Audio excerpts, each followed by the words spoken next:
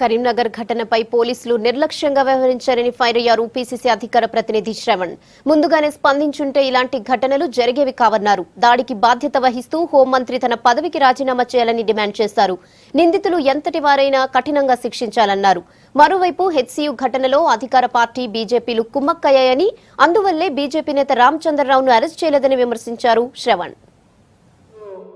మహిళలకు రక్షణ లేదు అనేటువంటిది మరొకసారి యొక్క ఉదంతం ద్వారా స్పష్టమైనటువంటి ఒక పరిస్థితి.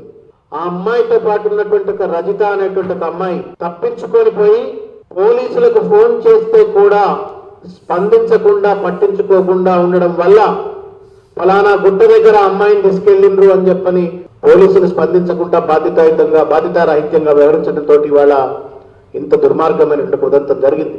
ఇమీడియట్ గా హోమ్ మినిస్టర్ రాజీనామా చేయాలా. మంత్రులుగా చెలామణి తెలంగాణ ప్రజల యొక్క ప్రాణాలతో జీవితాలతో చెలగాటమాడేటువంటి ఒక హక్కు లేదు.